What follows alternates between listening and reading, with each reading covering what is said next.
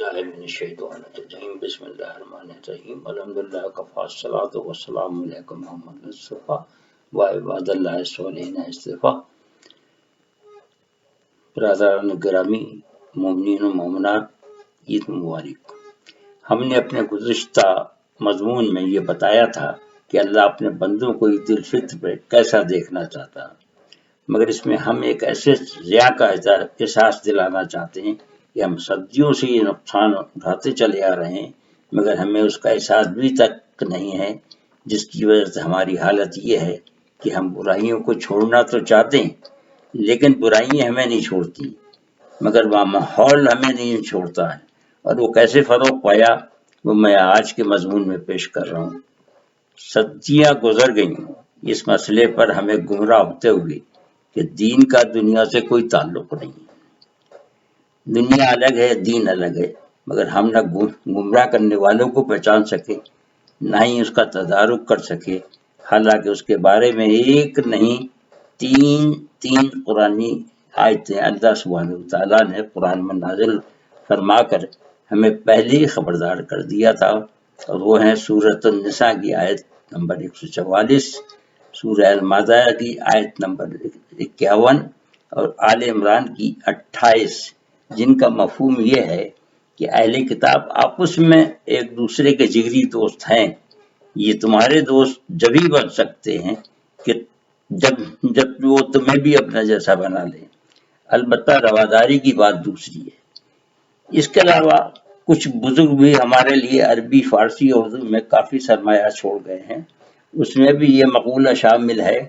کہ کنر ہم جنس با ہم جنس پرواز، کبوتر با کبوتر باز۔ اس کے معنی یہ ہیں کہ ایک ہی قسم کے پرندے ایک ساتھ پرواز کر سکتے ہیں، قسم کے پرندے نہیں، کیونکہ کوئی تو تیز رفتار ہوتا ہے، کوئی سست رفتار ہوتا ہے، فضا کی انتہائی بلندیوں کو اڑنے والا ہے، تو کوئی بہت ہی نیچی پرواز کا حامل ہے۔ لیکن ہم نے ان تمام باتوں کو نظر انداز کرتے ہوئے وہ عمل جاری رکھا، جس کا نتیجہ یہ ہوا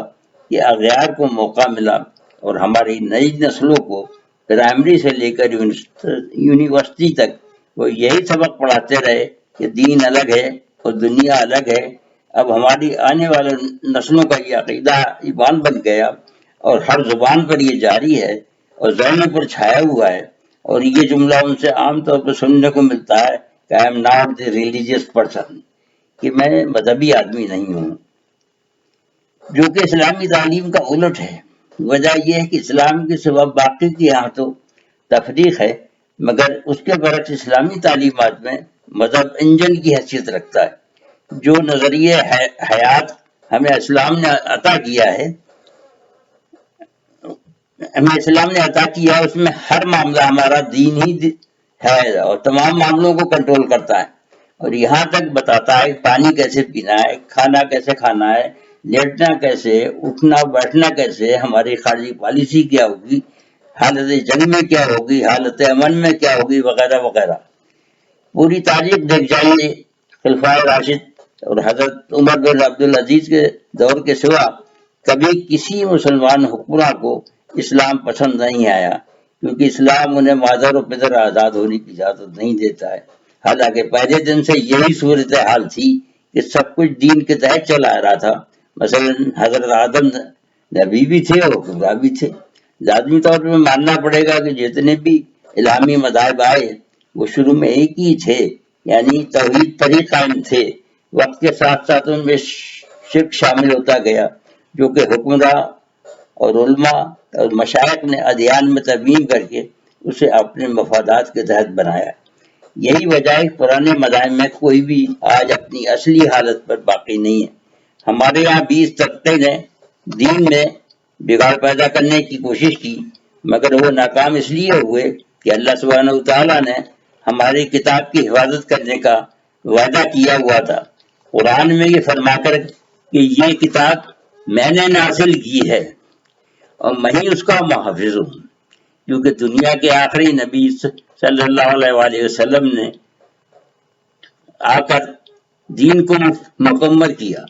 اب اس میں کسی تبدیلی کی ضرورت نہیں رہی تھی، البتہ روزمرہ کے کام چلانے کے لیے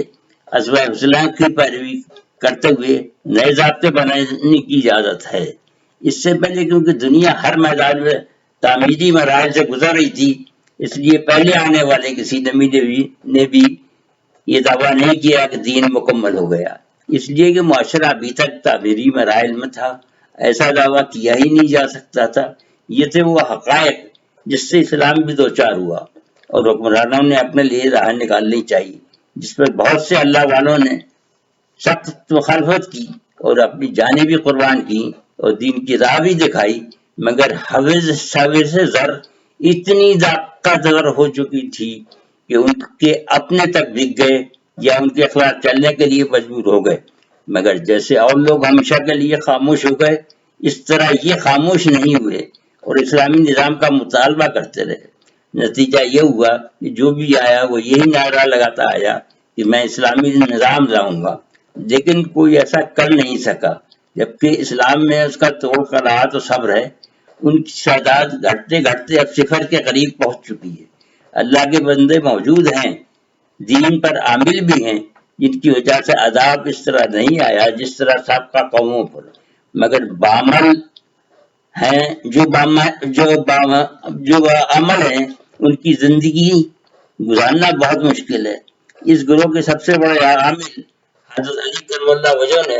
حضور سے پوچھا کہ اچھے لوگوں کو ہوتے ہوئے بھی کیا اللہ کا عذاب آ سکتا ہے؟ تو حضور صلی اللہ علیہ وسلم نے فرمایا کہ ہاں، اگر برائیاں بہت زیادہ بڑھ گئیں تو وہ سرزنش کے لیے عذاب بھیج سکتا ہے۔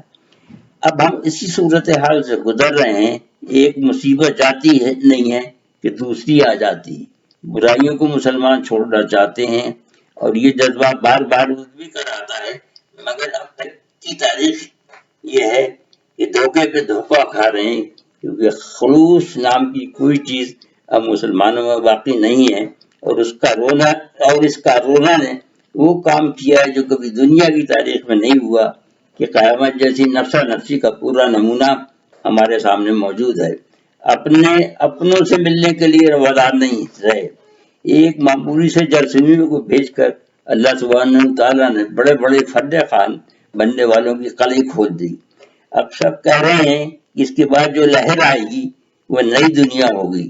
کیونکہ اس وقت تمام گروبندیاں فیل ہو چکی ہیں، جو جتھے بنے ہوئے تھے وہ سب اپنی افادیت کھو چکے ہیں، اس کا کوئی حل کسی کو دکھائی نہیں دے رہا ہے۔ مسلمانوں کے پاس صرف اور صرف ایک حل ہے کہ سب مل کر اجتماعی توبہ کر لیں تو شاید اسے رحم آ جائے، اور وہی صرف اس پر قادر ہے کہ اس غیر یقینی صورتحال کو یقین سے بدل دے۔ اس کے لیے یہ عید بہترین موقع ہے۔ اگر یہ بھی کھو دیا جس کی ہماری افتاد تباہ کے مطابق ہمیں کبھی امید ہے کہ ایسا ہی ہوگا، پھر تو دنیا کا اللہ ہی حافظ ہے۔ وَمَا عَلَيْنَا إِلَّا الْبَلَاغُ۔